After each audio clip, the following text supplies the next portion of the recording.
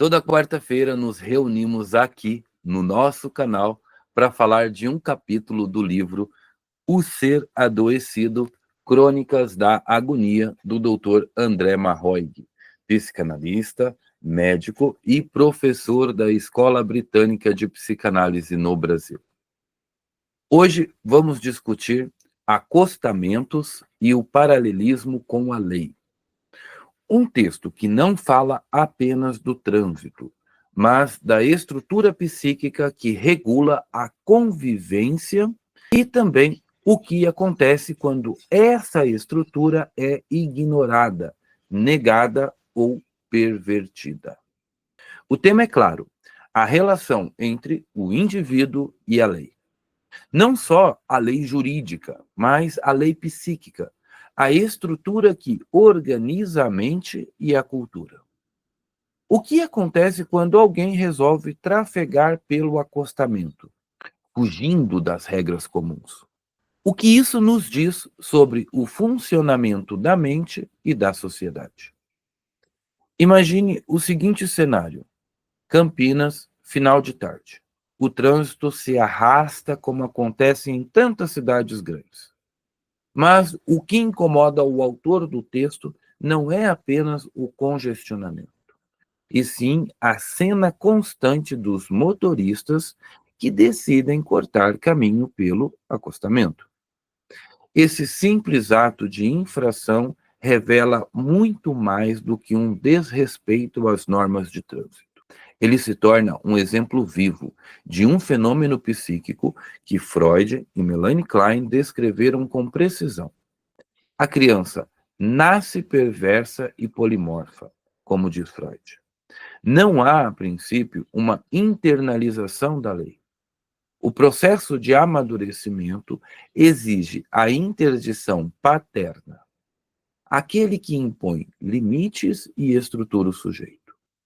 O pai, como um grande outro, insere a criança na cultura ao mostrar que não é possível ter tudo o que se deseja. Esse aprendizado permite a construção da identidade e da própria subjetividade. Quando esse processo falha, nasce a perversão. E a perversão não é a negação aberta da lei, mas o seu uso seletivo. O perverso sabe que a lei existe, mas a aplica apenas quando lhe convém. Ele não ignora a estrutura, ele a manipula. Assim como aquele que usa o acostamento quando o trânsito está parado. Porém, exige que todos respeitem as regras quando está em vantagem. Freud já alertava: a culpa não é um dado natural como Rousseau supunha. Ela é um efeito da relação do sujeito com a lei. E é justamente essa culpa que possibilita a alteridade, o reconhecimento do outro e a entrada no campo simbólico. Sem a culpa, não há neurose. E sem neurose, não há civilização. O sujeito pode se posicionar diante da lei de 3 formas. Primeiro, submeter-se a ela, aceitando a interdição, lidando com a culpa e estruturando-se psiquicamente. Segundo, negá-la totalmente, recusando-se a aceitar qualquer limite. Assim, mergulhando na psicose. E terceiro, manipulá-la, reconhecê-la em alguns momentos e ignorá-la em outros, criando um paralelo com a perversão. Essa última posição é a mais insidiosa.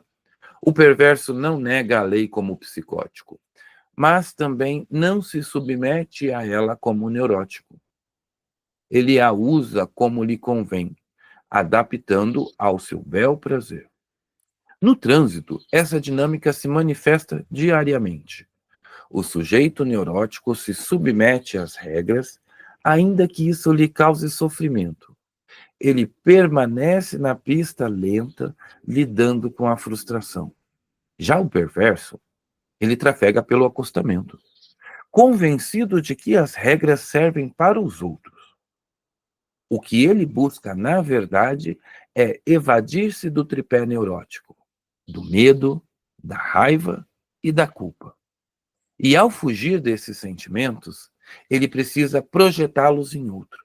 Por isso, muitas vezes, o perverso provoca no neurótico os afetos que ele mesmo não consegue experimentar. Mas o que fazer diante da perversão? O texto apresenta 4 respostas possíveis. Responder com a mesma perversão, ou seja, tornar-se mais perverso que o perverso. No espírito da máxima de Gandhi, olho por olho e acabará cego. Ou fugir da perversão. A atitude do ermitão schopenhaueriano, que se isola do mundo para evitar o contato com a corrupção. Mas somos seres sociais e o custo desse isolamento é alto. Outra alternativa é submeter-se ao perverso. Aceitar que a destrutibilidade do perverso é tão grande que vale mais a pena ceder a ele, acreditando que assim poderá ser poupado. Essa é a dinâmica de muitos casais e amizades, baseadas na submissão à vontade do outro. Outra opção seria falar sobre a perversão, nomeá-la, expô-la, trazer à luz o que se tenta esconder. Essa é a única forma de resistência real. A perversão prospera no silêncio e na ambiguidade. Quando se permite que a lei seja manipulada, quando se aceita que conceitos sejam distorcidos e esvaziados de sentido, a estrutura psíquica e social começa a ruir.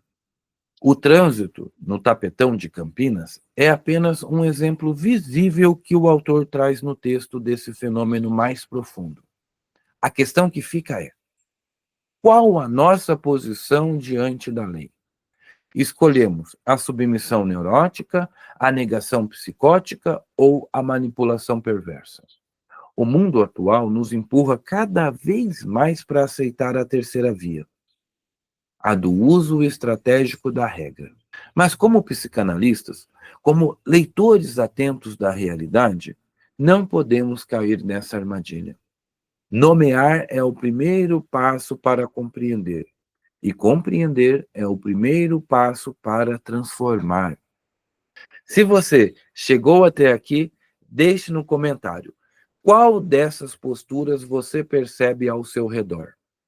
E mais do que isso, qual delas você reconhece em si mesmo? Eu sou Rafael Marques Menezes, psicanalista, professor, diretor da Escola Britânica de Psicanálise no Brasil, e aqui no nosso canal falamos sobre psicanálise, literatura, a condição humana e nada de modismos baratos. Eu fico te aguardando no próximo vídeo. Até lá!